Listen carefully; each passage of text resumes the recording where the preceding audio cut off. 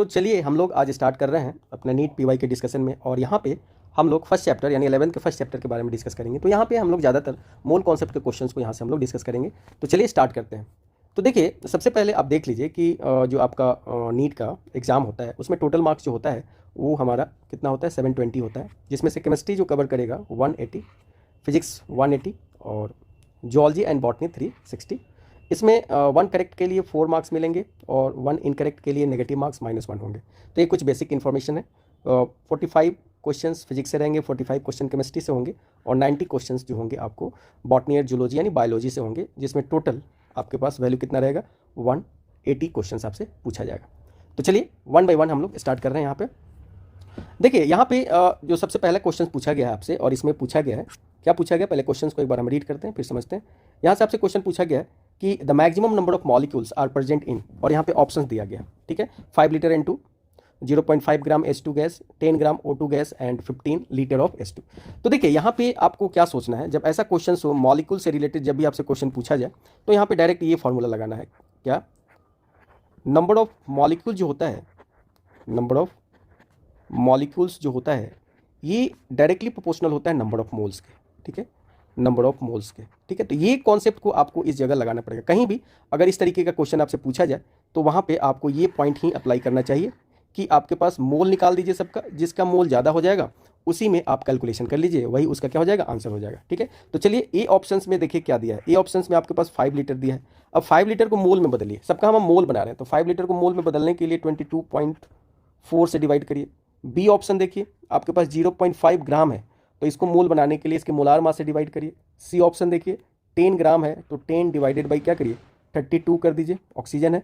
और डी जो ऑप्शन है ये 15 लीटर है और इसमें डिवाइड कर दिया किससे, 22.4 लीटर से। तो अब आप यहाँ पे इन सबको क्या करिए, कैलकुलेट कर लीजिए। तो जब आप इसको कैलकुलेट करते हैं तो इसकी जो वैल्यू आता है, ये हम मोल कैलकुलेट कर रहे हैं, मोल कैलकुलेट कर रहे हैं, तो ये वैल्यू आया 0.223 मोल, ये सब मोल की वैल्यू है। यहाँ पे अगर आप करोगे तो ये आएगा 0.25 मोल, ठीक है। और आप यहाँ पे करिएगा तो ये वैल्यू आएगा 0.312 मोल, और यहाँ पे अगर करेंगे तो ये आएगा 0.66 मोल। क्लियर है। अब देखिए इसमें सबसे ज़्यादा मोल किसका है, तो ये है यहाँ पे 0.223, यहाँ पे 2, यहाँ पे सबसे ज़्यादा मोल किसका आ रहा है, यहाँ पे सबसे ज़्यादा मोल जो आ रहा है वो आपका आ रहा है 0.66 मोल, ठीक है। तो इसमें जो मॉलिक्यूल्स होंगे वो मैक्सिमम होंगे, तो यहाँ आपका जो आंसर हो जाएगा वो आंसर क्या हो जाएगा, 4th आंसर आपका हो जाएगा।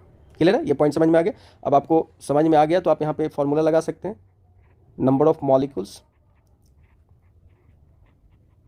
इक्वल्स टू लिखिएगा mole into Avogadro's number into 10⁻23। अब इसको आप सॉल्व कर लीजिए, ये है 0.66 इंटू 6.023 इंटू 10⁻23। इसको सॉल्व करिएगा तो इसमें सबसे ज़्यादा, तो इतना अपने को सॉल्व करने की जरूरत नहीं है, आप सीधा यहाँ पे मोल कैलकुलेट करके और सीधा पता कर लीजिए, तो ये अपना। तो चलिए नेक्स्ट क्वेश्चन हम लोग देख रहे हैं। तो देखिए अपना नेक्स्ट क्वेश्चन है जिसमें दिया गया है कि the mass of carbon anode consumed giving only carbon dioxide in the production of 270 kg of aluminium metals from bauxite by Hall's process. और यहाँ पे आपको रिएक्शन दिया गया है 2Al2O3 + 3C and that gives what, यहाँ पे आपको दे रहा है 4Al एंड 3 आपको क्या दे रहा है, CO2 दे रहा है, ठीक है। तो आपसे ये पूछा जा रहा है कि आपको बताना है कि मास ऑफ कार्बन एनोड कंज्यूम्ड, ठीक है।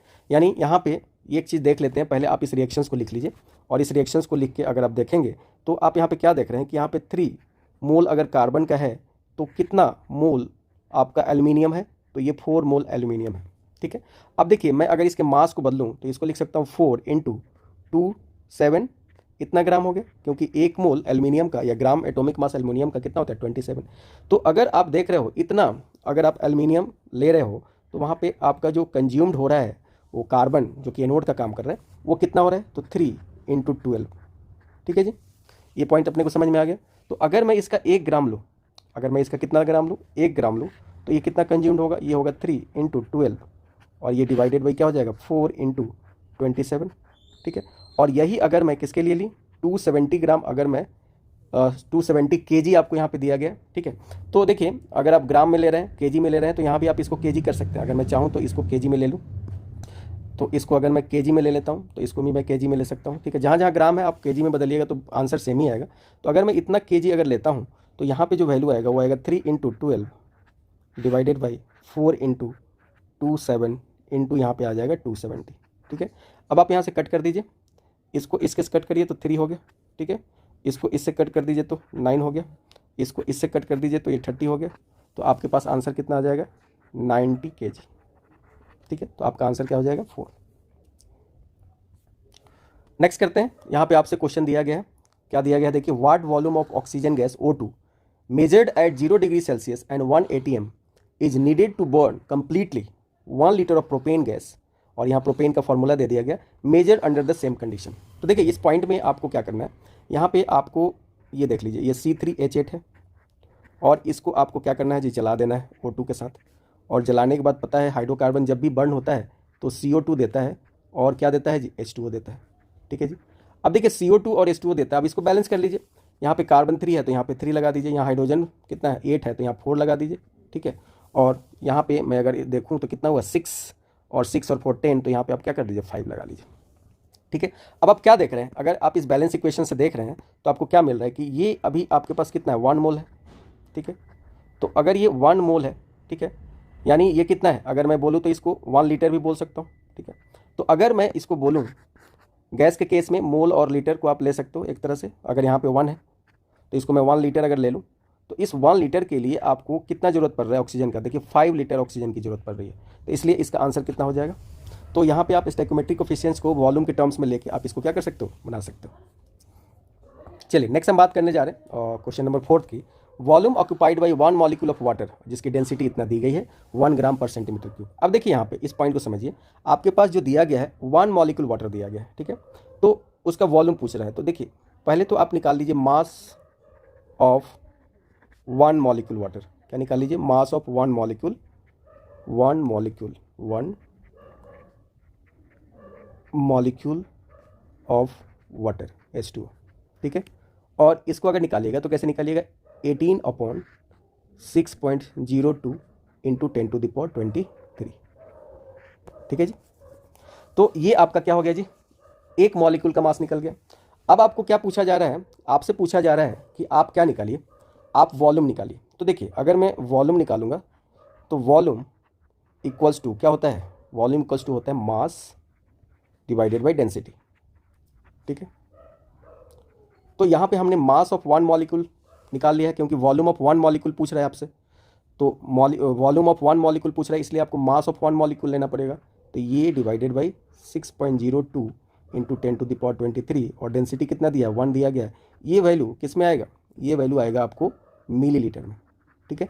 तो यहाँ से आप इसको सॉल्व कर लीजिए, जब आप इसको सॉल्व करेंगे तो इसकी जो वैल्यू आएगी वो आपको कितना आ जाएगा, तो ये वैल्यू आ जाएगा 3 इंटू 10⁻⁻23, या तो आप इसको मिलीलीटर लिख सकते हो या इसको सेंटीमीटर क्यूब लिख सकते हो, ठीक है।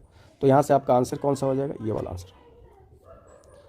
नेक्स्ट चलिए नेक्स्ट क्वेश्चन की बात करते हैं, how many moles of lead, और यहाँ देखिए सेकंड दिया गया, मतलब इसका ऑक्सीडेशन स्टेट दिया है, lead chloride will be formed from और reaction between 6.5 gram of PbO and 3.2 gram of HCl। यहाँ पे देखिए आपको किया क्या गया है, यहाँ पे आपको देखिए एक रिएक्शन दिया गया है, और तो सबसे पहले आप इस रिएक्शंस को लिखिए, आपको दिया गया है PbO, ठीक है, और इसके साथ रिएक्ट किया जा रहा है किसके साथ, HCl के साथ।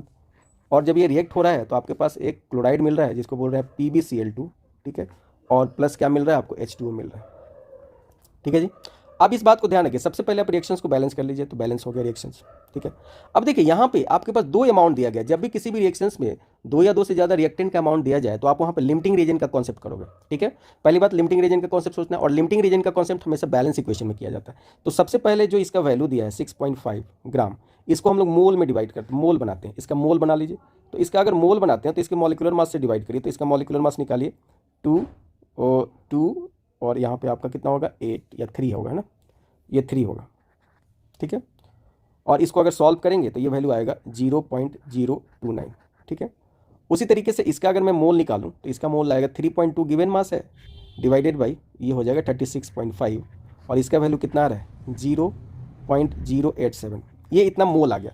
अब आपको लिमिटिंग रीजन पहचानने के लिए इसके स्टोइकोमेट्रिक कोफिशिएंट से डिवाइड करिए, तो इसमें 1 स्टोइकोमेट्रिक कोफिशिएंट है देखिए यहाँ पे, और यहाँ पे इसका 2 स्टोइकोमेट्रिक कोफिशिएंट है, तो यहाँ 2 से डिवाइड करिए। तो जब आपने यहाँ 1 से डिवाइड किया तो वैल्यू आया 0.029, ठीक है।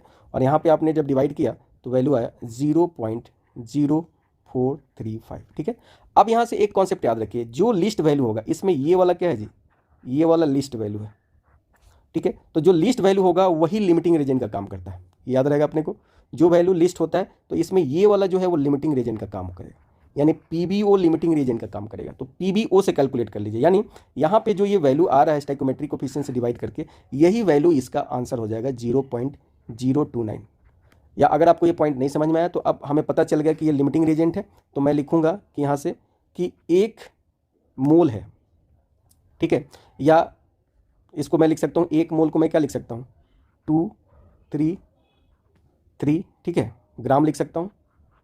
जो आपका क्या है पीबीओ है वो कितना लेट कोलाइट दे रहा है, तो वहाँ पे उसका लिख लीजिए, लेट कोलाइट का वैल्यू वहाँ पे आप निकाल लीजिए।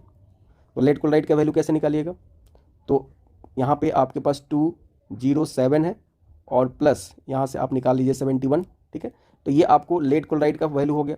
तो अगर आपको पूछा जाए कि 1 पे निकालिए, ठीक है, हालांकि आपको मोल में पूछ रहा है तो मोल में आंसर करते हैं, मोल में अपना आसान हो जाएगा, ठीक है। मोल में आंसर करते हैं, चलिए देखिए 1 मोल आपके पास क्या है पीबीओ है, तो 1 मोल पीबीओ कितना दे रहा है, 1 मोल आपको दे रहा है PbCl2 दे रहा है, ओके। तो अगर मैं 6.5 को मैं मोल में बदल दूँ, 223 कर दूँ, तो ये वैल्यू कितना देगा, इतना ही देगा, 6.5 डिवाइडेड बाई 223, और इसको सॉल्व करिएगा तो वैल्यू आएगा 0.029। तो आपका आंसर ये हो जाएगा, ठीक है। तो अगर देखिए जो लिमिटिंग रीजेंट है उसका जो कोफिशिएंट और जो प्रोडक्ट जिसके बारे में पूछा जा रहा है उसका कोफिशिएंट अगर सेम है, तो वहाँ पे आप जो यहाँ निकाल रहे हैं स्टोइकोमेट्रिक कोफिशिएंट से डिवाइड करके, वही आंसर आपका वहाँ पे भी हो जाएगा। चलिए नेक्स्ट बात करते हैं हम लोग। तो नेक्स्ट में आपसे पूछा जा रहा है, क्या पूछा जा रहा है, देखिए कि N organic compound contains carbon, hydrogen and oxygen. It's elemental analysis give carbon 38.71% and hydrogen 9.67%। The empirical formula of compound would be. अब देखिए यहाँ पे आपको इस क्वेश्चन में क्या क्या दिया गया, यहाँ पे आपको इस क्वेश्चन में एलिमेंट दिया गया, ठीक है, और आपको यहाँ पे उसका परसेंटेज दिया गया। तो पहले तो आप एलिमेंट लिख लीजिए, कार्बन है, इसका परसेंटेज कितना है, तो 38.71 है। फिर आपके पास हाइड्रोजन है, इसका परसेंटेज कितना है, 9.67% है। अब जो बचा ऑक्सीजन, ठीक है, तो ऑक्सीजन को निकालने के लिए आपको क्या करना चाहिए, ऑक्सीजन का परसेंटेज कैलकुलेट करने के लिए आप इन दोनों को ऐड कर दीजिए, ठीक है। इन दोनों को ऐड करके और इनको माइनस कर लेना होगा कितना से, 100 से। तो जब इसको 100 से माइनस करेंगे तो इसका वैल्यू आएगा 51.62, ठीक है। अब आपको क्या करना है, सबका नंबर ऑफ मोल निकालना है। अब मैं यहाँ पे नंबर ऑफ मोल निकाल रहा हूँ कार्बन का, तो कैसे निकालूंगा, 38.71 डिवाइडेड बाई क्या करूँगा, 12।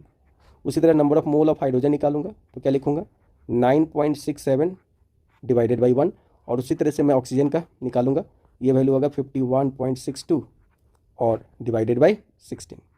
अब यहाँ पे आपका कुछ वैल्यू आएगा, इसको सॉल्व करिए तो ये वैल्यू आएगा 3.22, ये वैल्यू आएगा 9.67 और ये वैल्यू आएगा 3.22। अब आपको सिंपलेस्ट रेशियो निकालना है। देखिए सिंपलेस्ट रेशियो निकालने के लिए हम इसमें से जो सबसे लिस्ट वैल्यू है उससे सब में क्या करते हैं, डिवाइड कर देते हैं।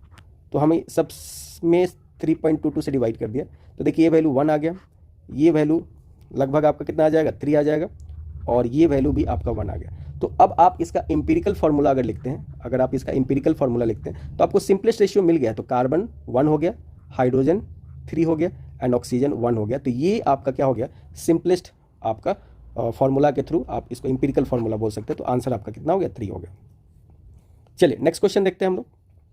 10 ग्राम, देखिए 10 gram and 64 gram oxygen were filled in steel vessels and explode, amount of water produce in this reaction will be. तो देखिए यहाँ पे आप सबसे पहले क्या कर लीजिए, सबसे पहले रिएक्शंस लिखिए। आपके पास है H2, आपके पास क्या है जी O2, और ये दोनों एक वेसल्स के अंदर रिएक्ट करके क्या दे रहे हैं, H2O दे रहे हैं। अब देखिए इस रिएक्शंस को बैलेंस कर लीजिए। बैलेंस करने के लिए अगर मैं यहाँ पे 2 लगा दूँ तो यहाँ पे क्या हो जाएगा, 2 हो जाएगा। अब देखिए यहाँ पे आपको ये 10 ग्राम दिया गया, ठीक है, और ये कितना गया है, 64 ग्राम। अब मैंने आपको बोला कि किसी भी रिएक्शंस में अगर 2 या 2 से ज़्यादा रिएजेंट के बारे में, रिएक्टेंट के बारे में दिया गया है, तो आपको वहाँ पे क्या करना चाहिए, आपको वहाँ पे लिमिटिंग रीजन का कॉन्सेप्ट निकालना चाहिए। तो मैं इसमें अगर 2 से डिवाइड करूँ तो हमारे पास वैल्यू कितना आ गया, 5। यहाँ पे अगर मैं मोल निकालूँ तो 64 डिवाइडेड बाई कितना, 32, तो यहाँ पे आपका वैल्यू आ जाएगा 2। अब इसको सिंपलेस्ट रेशियो, इसका लिमिटिंग रीजन पहचानने के लिए आप इसमें इसके स्टोइकोमेट्रिक कोफिशिएंट से डिवाइड करिए। इसका स्टोइकोमेट्रिक कोफिशिएंट 1 है, तो यहाँ पे वैल्यू आ जाएगा 2.5, और यहाँ पे वैल्यू कितना आएगा, 2। तो यहाँ पे जो लिमिटिंग रिएजेंट है वो कौन लिमिटिंग रिएजेंट है, तो यहाँ पे लिमिटिंग रिएजेंट जो है वो आपका O2 है। तो जो भी कैलकुलेशन आपको करना है अब O2 के थ्रू ही करना है, ठीक है। तो आप क्या देख रहे हो कि आपके पास 1 मोल अगर O2 है, ठीक है, तो बताओ वहाँ से कितना आपको मिल रहा है, कितना ऑक्सीजन आपको, कितना वाटर का प्रोडक्शन हो रहा है। तो वाटर का प्रोडक्शन हो रहा है कितना, 2 मोल। कितना हो रहा है, 2 मोल हो रहा है। तो अगर आप यहाँ से इसका मोल बनाओ, 64 को हमने मोल बनाया तो कितना बनाया, 2 मोल। तो अगर आपके पास 2 मोल होगा तो ये कितना हो जाएगा, 2 × 2, यानी आपके पास कितना, 4 मोल आपका क्या हो जाएगा जी, 4 मोल H2O बनेगा। तो आंसर इज 4। चलिए नेक्स्ट क्वेश्चन हम लोग कर रहे हैं। नेक्स्ट क्वेश्चन में दिया गया है the number of atom in 0.1 mole of A try atomic gas is. अब देखिए याद रखिए यहाँ पे आपको ये फॉर्मूला यूज करना चाहिए, ध्यान से सुनिएगा। Number of atom in a molecule पूछा जाए, इन मॉलिक्यूल, ठीक है। अगर number of atoms in molecules पूछा जाए तो देखिए ये आपको जो होता है वो आपको डायरेक्टली प्रोपोर्शनल होता है किसके, मोल के और इनटू एटॉमिसिटी के, ठीक है। यानी अगर आप इसका फार्मूला लिखते हैं, ये तो याद रखिएगा, कहीं भी ये फार्मूला यूज कर सकते हैं। तो अगर मैं इसका फार्मूला लिखूं, number of atoms in try atomic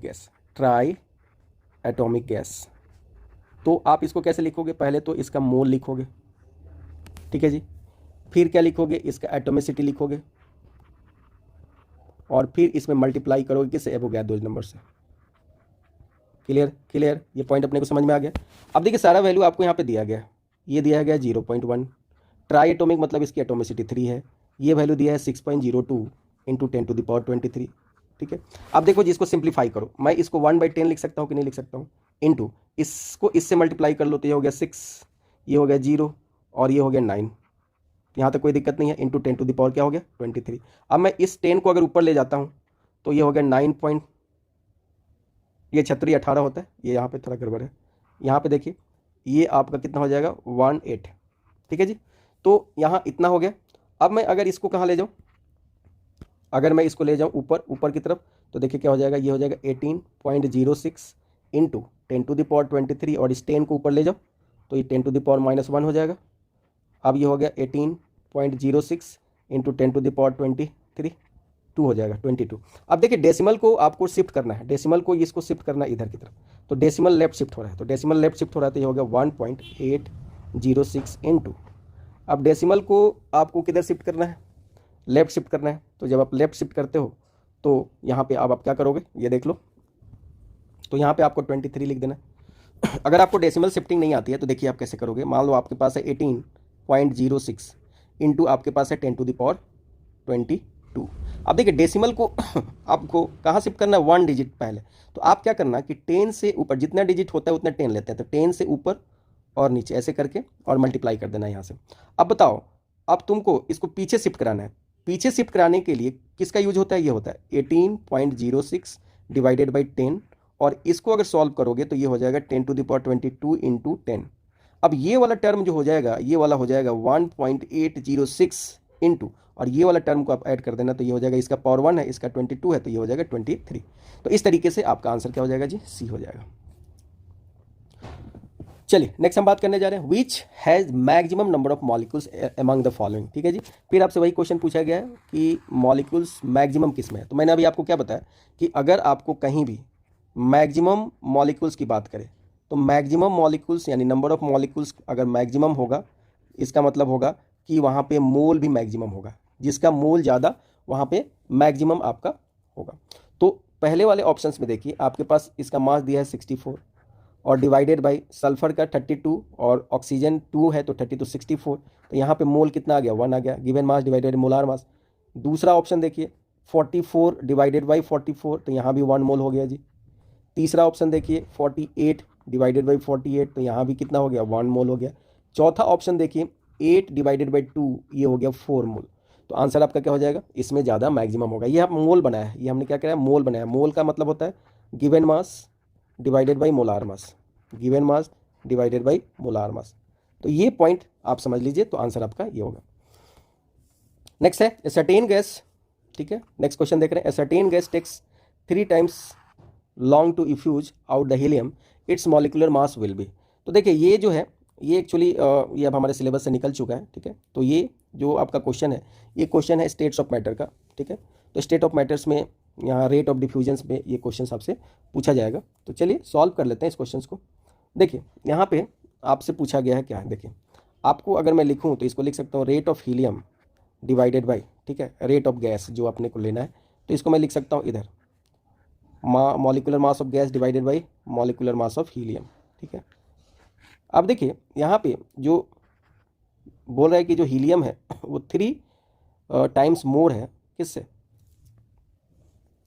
आपका गैस से, यानी certain gas takes 3 times as long, मतलब ये हीलियम ज़्यादा उससे मूव कर रहा है जी, ठीक है, उससे 3 टाइम्स है, तो आर गैस से इसका 3 टाइम्स हो गया और ये हो गया आर गैस, ठीक है। अब यहाँ पे आप वैल्यू पुट करिए, ये हो गया molecular mass of gas divided by ये हो गया 4, ठीक है। तो अब हम इसका कैलकुलेशन कर लेते हैं।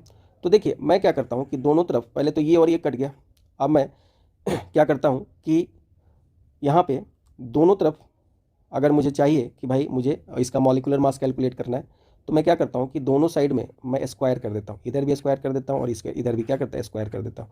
तो हमारे पास ये हो गया 9 इक्वल्स टू mg, मतलब molar mass of gas divided by 4। तो मैं अगर mg निकालूँ तो ये हो जाएगा 9 × 4 इक्वल्स टू आपका हो जाएगा 36, और u में दिया है तो आप u कर दीजिए। चलिए नेक्स्ट हम लोग क्वेश्चन करने जा रहे हैं, और इसमें आपसे बोला गया है कि an excess of AgNO3 added to 100 milliliter of 0.01 m solution of dichlorotetraequachromium third chloride, the number of moles of AgCl precipitated would be। तो यहाँ पे अब देखिए आपके पास, तो यहाँ पे आपको क्या दिया गया है, आपके पास ये कंपाउंड है, मान लीजिए मैं इस कंपाउंड को X मान लेता हूँ, ठीक है, ठीक है, ये आपके पास एक कंपाउंड है और इस कंपाउंड का नाम आपको दिया गया है। अगर मैं लिखूँ तो इस कंपाउंड को मैं ऐसे लिख सकता हूँ CrH2O होल 4 Cl2 और ये हो गया Cl, और यहाँ पे एक्सेस में आपके पास क्या दिया गया है, AgNO3 दिया गया। अब जब ये रिएक्ट करेगा तो ये बना रहा है AgCl और ये AgCl प्रिसिपिटेट हो रहा है। तो अब एक चीज़ बताइए मुझे कि यहाँ पे ये क्या है, ये तो एक्सेस में है, एक्सेस में है, और यहाँ पे जो क्लोरीन का सोर्स है वो कौन है, ये कंपाउंड है।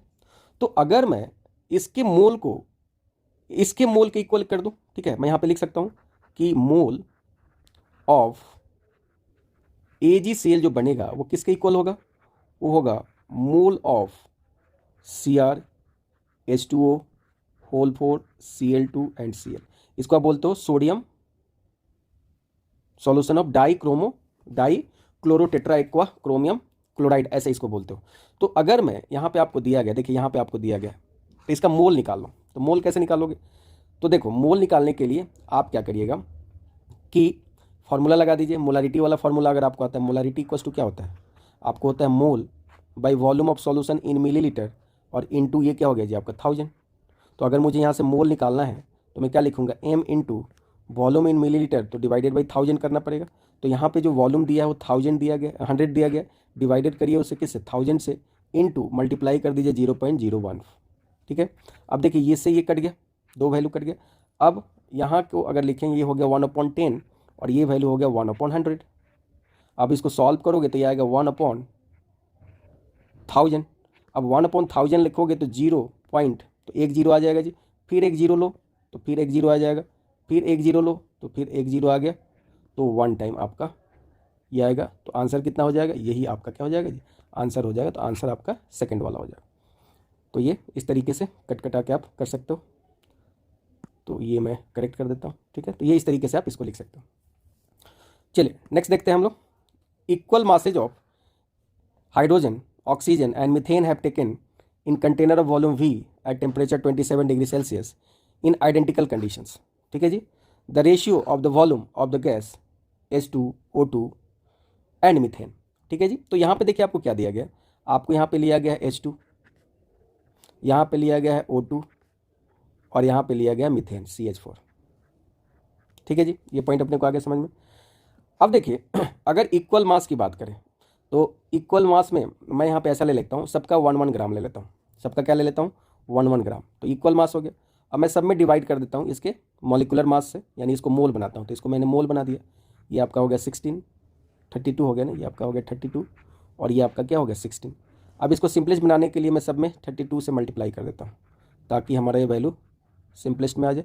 तो ये देखो ये वैल्यू हो गया 16, ये वैल्यू हो गया 1 और ये वैल्यू हो गया 2, तो ये वाला आंसर आप करेक्ट करेंगे। चलिए नेक्स्ट देखते हैं। नेक्स्ट अपना क्वेश्चन है, when 22.4 liter of H2 is mixed with 11.2 liter of Cl2 each at STP, the mole of HCl gas formed is equal to। तो देखिए यहाँ पे करना क्या है, आपको सबसे पहले इक्वेशन लिख देना। क्या लिख देना है आपको? लिखना है H2 प्लस आपको क्या लिखना है Cl2, और ये दोनों मिलके क्या दे रहे हैं जी? 2HCl दे रहे हैं। तो सबसे पहले इक्वेशन को बैलेंस कर लीजिए। अब देखिए दोनों रिएजेंट का वैल्यू दिया है, तो यहाँ पे अगर आप लिखते हैं 22.4 लीटर, यहाँ दिया है 11.2 लीटर, तो सबसे पहले आप इनका मोल बना लीजिए। तो मोल बनाने के लिए आप मोलार वॉल्यूम से डिवाइड कर दीजिए, और यहाँ पे 11.2 डिवाइडेड बाई 22.4, तो ये वैल्यू हो जाएगा 0.5। ठीक है जी। अब दोनों के कोफिशिएंट से डिवाइड करिए, तो यहाँ भी कोफिशिएंट 1 है, यहाँ भी कोफिशिएंट 1 है, तो ये हो गया 1 और ये हो गया 0.5। यानी यहाँ पे जो Cl2 है वो लिमिटिंग रिएजेंट का काम कर रहा है। क्या कर रहा है? लिमिटिंग रिएजेंट का काम कर रहा है। तो यहाँ से फॉर्मूला देख लीजिए, ये वाला जो वैल्यू है वही ये बनेगा, या आप मोल मोल रिलेशन लगा लो। 1 मोल Cl2 जो दे रहा है वो कितना दे रहा है? 2 मोल HCl दे रहा है। तो 0.5 मोल कितना देगा? तो 2 इंटू 0.5, यानी ये कितना देगा जी? 1 मोल आपको क्या देगा? HCl। तो आंसर क्या हो जाएगा आपका? फर्स्ट। चलिए नेक्स्ट हम बात करने जा रहे हैं क्वेश्चन नंबर 14 की। इसमें देखिए क्या दिया गया है।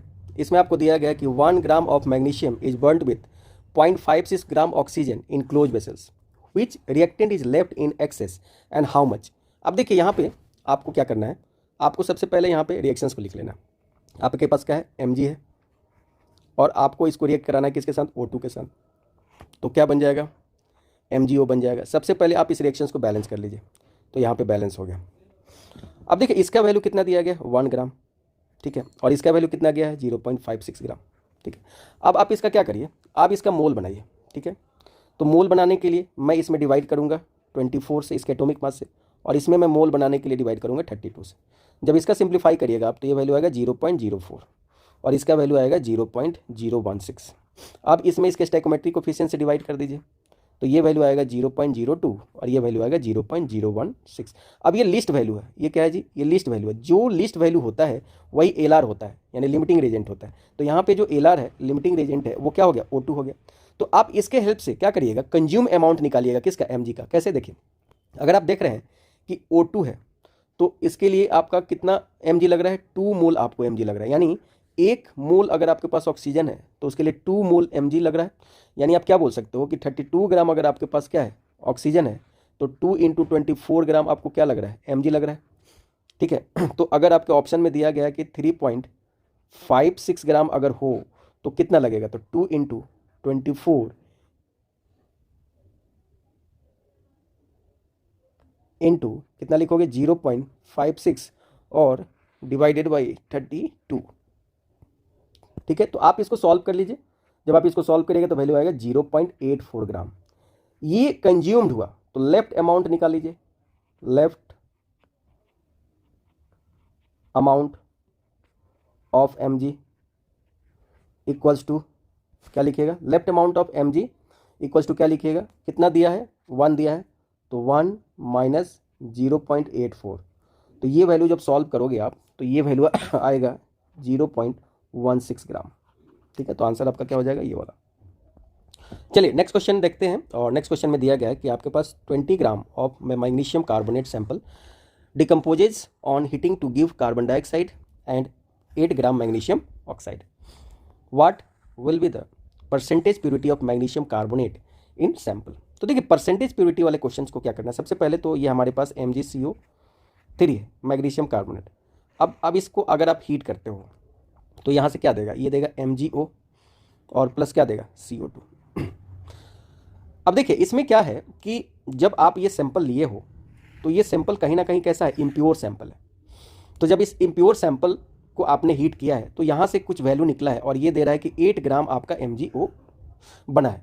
तो पहले तो मैं इसका जितना बनना चाहिए वो मैं निकाल लेता हूँ। तो अगर देखिए, अगर मैं Mg की बात करूँ तो सबसे पहले आप देखिए कि जो MgCO3 है, अगर आप 84 ग्राम इसका लेते हैं, 1 मोल का मास 84 ग्राम है, तो ये आपको 40 ग्राम बन रहा है। 40 ग्राम कैसे बन रहा है?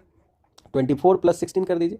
तो अगर आप इसका 1 ग्राम लीजिएगा तो ये कितना होगा? 40 डिवाइडेड बाई 84, और इसका अगर 20 ग्राम लीजिएगा तो कितना बनेगा? तो ये बनेगा आपको 40 बाई 84 और ऊपर चला गया 20, यानी ये वैल्यू आएगा 9.5। यानी अगर आप ध्यान से समझिएगा, अगर ये प्योर होता तो हमारा जो वैल्यू आता है MgO बनता है वो कितना बना है 9.5 बनता है, लेकिन बना कितना है एक्चुअल में बना कितना है 8 में 8 ग्राम बना है। तो इसलिए अब हम जब परसेंटेज प्योरिटी निकालेंगे, क्या निकालेंगे, परसेंटेज प्योरिटी निकालेंगे, तो जो इस रिएक्शंस में दिया गया है वो वैल्यू रखिए और जो एक्सपेक्टेड था वो वैल्यू यहाँ पे रखिए और इनटू क्या कर दीजिए 100 कर दीजिए। तो इस तरीके से आप इसको सॉल्व कर लीजिएगा तो ये वैल्यू आएगा कितना जी 84% के करीब में। तो ये 84% प्योर है आपका। नेक्स्ट है क्वेश्चन देखते हैं कि what is the mass of precipitate formed when 5 millilitre of 16.9। अच्छा, यहाँ पे एक चीज़ याद रखिएगा, यहाँ पे W बाई वॉल्यूम में दिया गया है। Solution of AgNO3 is mix with 50 millilitre of 5.8%, ये भी W बाई वॉल्यूम में आपको दिया गया NaCl, ठीक है। तो आपको यहाँ पे बताना है कि कितना मास प्रिसिपिटेट होगा, यानी आप समझ लीजिए क्वेश्चन क्या बोल रहे हैं। आपके पास क्या है, आपके पास है AgNO3 और ये AgNO3 रिएक्ट कर रहा है किसके साथ, NaCl के साथ। तो हमारे पास क्या बन रहा है, प्रिसिपिटेट का फॉर्मेशन मान लीजिए HCl और यही प्रिसिपिटेट होगा यहाँ पे, ठीक है। तो अब हमें इसका अमाउंट निकालना है जी। तो कैसे निकालेंगे, तो देखिए सबसे पहले आप यहाँ पे देखिए कि इसका वॉल्यूम कितना दिया, इसका वॉल्यूम दिया 50 मिलीलीटर, इसका भी वॉल्यूम कितना दिया गया 50 मिलीलीटर। इसका वेट बाई वॉल्यूम का जो परसेंटेज दिया गया वो कितना दिया गया 16.9 और इसका वेट बाई वॉल्यूम का जो परसेंटेज दिया गया है वो 5.8 दिया गया। ये डिवाइडेड बाई 100 कर देते हैं, परसेंटेज है तो ये डिवाइडेड बाई 100। तो अगर मैं यहाँ से वेट निकालूँ तो मैं क्या निकालूंगा 16.9 डिवाइडेड बाई 100 इंटू यहाँ पे मैं 50 लिखूंगा, यहाँ पे भी वेट निकालूंगा तो 5.8 डिवाइडेड बाई 100 और इंटू यहाँ पे क्या लिखूंगा 50 लिखूंगा। और जब इसको आप सॉल्व करोगे तो आएगा 8.45, इसको अगर आप सॉल्व करोगे तो आएगा 2.9। अब आप मोल निकाल लो, मोल ऑफ AgNO3 अगर मैं निकालूँ तो हमारे पास क्या आ गया 8.45 डिवाइडेड बाई मोलार मास अगर निकालोगे तो 169.8, इसको सॉल्व करो ये वैल्यू आएगा 0.65। अब मैं इसका मोल निकालने जा रहा हूँ, मोल ऑफ NaCl अगर मैं निकालूँ तो ये कितना आ जाएगा, ये आ जाएगा 2.9 डिवाइडेड बाई ये आपका आएगा 58.5, इसको सॉल्व करिए वैल्यू आएगा 0.05। तो आप क्या देखोगे यहाँ पे, अब आप क्या देखोगे यहाँ पे, ये आपका क्या हो जाएगा, ये लिस्ट वैल्यू है और ये आपका ज़्यादा है तो ये लिमिटिंग रेजेंट हो जाएगा, ये LR हो जाएगा। तो मैं अब इससे कैलकुलेशन करता हूँ कि अगर 1 मोल मेरे पास है, यानी मैं बोल रहा हूँ कि 58.5 ग्राम आपके पास NaCl है, तो उससे आपको कितना मिलेगा वो निकाल लीजिए, या यहाँ पे आप देख लीजिए ऐसे निकाल सकते हैं। तो आपको डायरेक्ट आप यहाँ से लिख सकते हैं, ऐसे भी लिख सकते हैं। जो यहाँ पे आपका वैल्यू आया वही इसका वैल्यू हो गया, ये हो जाएगा 0.05 और मास बदलने के लिए इसके मॉलिक्यूलर मास से डिवाइड कर दीजिए, ऐसा लिख दीजिए तो ये वैल्यू आ जाएगा 7.1 ग्राम, ठीक है। तो ये वाला वैल्यू अगर आप देखें तो इसको ऐसे भी लिख सकते हैं, देखिए 58.5 ग्राम NaCl जो है वो कितना दे रहा है 143.3 ग्राम आपको AgCl दे रहा है। तो आपके इक्वेशंस में अगर मैं एक पे निकालूँ तो ये आएगा 143.3 डिवाइडेड बाई 58.5 और यही वैल्यू मैं कितना पे निकालूँ 2.9 पे निकालूँ तो ये वैल्यू होगा 143.3 डिवाइडेड बाई 58.5 इंटू 2.9, सॉल्व कर लीजिए वैल्यू आएगा 7.1 ग्राम। तो आपका ये आंसर हो गया। नेक्स्ट देखते हैं आपके पास क्या दिया है question, equal mole of hydrogen and oxygen gas are placed in container with a pin hole through which both can escape, what fraction of oxygen gas escape in the time required for 1/2 of the hydrogen gas escape. तो देखिए ये जो question है ये state of matter का है और rate of effusion पे है ये।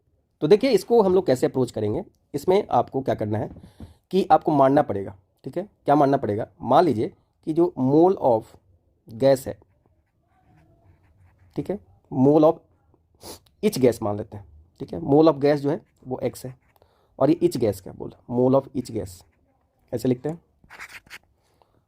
मान लीजिए कि मोल ऑफ इच गैस अगर बोले तो ये कितना है जी, ये x है। अब देखिए यहाँ पे आपको दिया है कि फ्रैक्शन, ठीक है, फ्रैक्शन ऑफ हाइड्रोजन एस्केप बोल रहे हैं, फ्रैक्शन ऑफ हाइड्रोजन एस्केप। तो यहाँ पे हम लोग क्या लिखेंगे कि यहाँ पे देखिए 1/2 of the hydrogen of escape बोल रहा है, तो अगर x का 1/2 अगर हाइड्रोजन निकल गया है तो अब आपको रेट ऑफ ऑक्सीजन और रेट ऑफ हाइड्रोजन का क्या करना है, रेशियो निकालना है। तो यहाँ पे हो जाएगा molecular mass of hydrogen divided by molecular mass of oxygen. तो अब हम लोग यहाँ पे क्या लिखेंगे, यहाँ पे लिखेंगे नंबर ऑफ रेट, देखिए number of mole upon time होता है, यहाँ भी नंबर ऑफ मोल है, और ये नंबर ऑफ मोल हमको यहाँ पे निकला है कितना है, तो ये है 1/2 यानी x/t 2 और टी इसलिए ले रहे हैं कि दोनों का टाइम हम सेम ले रहे हैं, ठीक है। तो ये वैल्यू जो आपको हो जाएगा ये 2/32 हो जाएगा।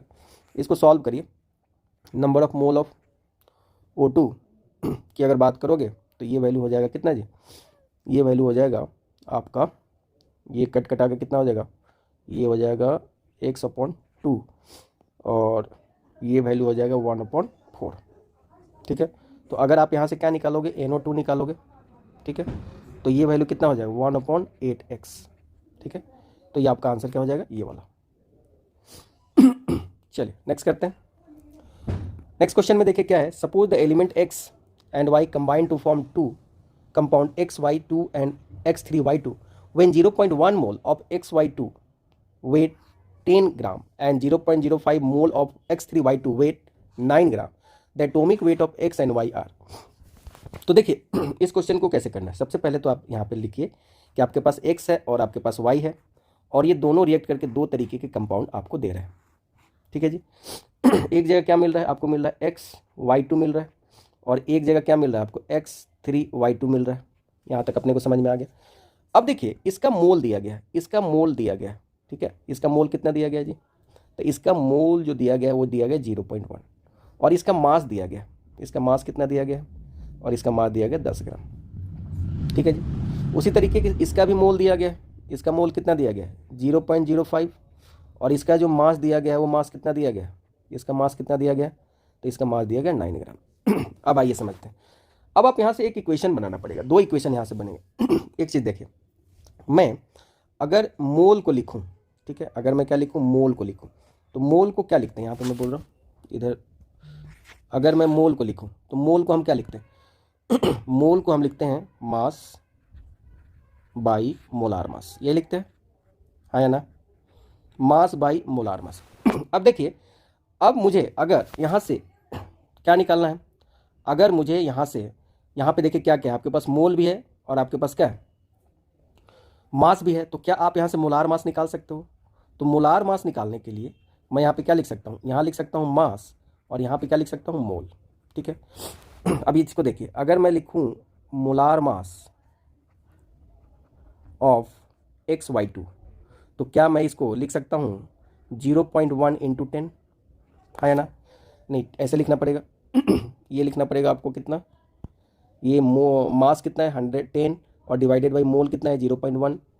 अब मैं इसको क्या लिख सकता हूँ, मोलार मास को क्या लिख सकता हूँ, atomic mass of x plus atomic mass of y, देखिए, और ये वैल्यू को मैं क्या लिख सकता हूँ, ये जीरो को डेसिमल को ब्रेक करोगे तो ये हो जाएगा 100, तो ये इक्वेशन क्या हो जाएगा 1।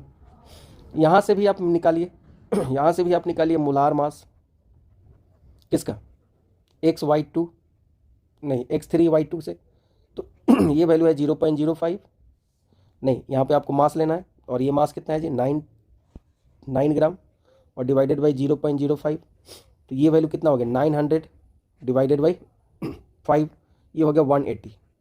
यानी अब यहाँ पे देखिए 3ax plus 2ay equals to 180, ये आपका दूसरा इक्वेशन हो गया।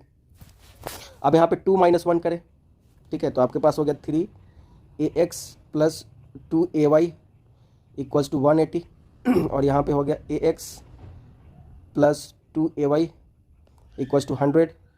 अब इसको माइनस कर दीजिए, आप इसको माइनस कर दीजिए, तो ये तो कैंसिल हो जाएगा, ये हो जाएगा 80, और ये कितना हो जाएगा जी, ये हो जाएगा 2ax।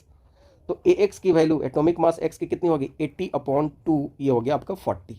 अब देखो 40 आंसर कहाँ है, तो यहाँ पे आपका 40 आंसर है, तो y का निकाल लो, आप कहीं भी y का निकाल लो। तो सेकेंड इसमें अगर y का वैल्यू रख देते हो, अगर मैं यहाँ से y निकालूँ 2ay इक्वल्स टू क्या लिखोगे 100 माइनस ax, और ये वैल्यू हो जाएगा 100 माइनस 40, तो ये हो जाएगा 60, तो ay equals to 60/2 equals to 30।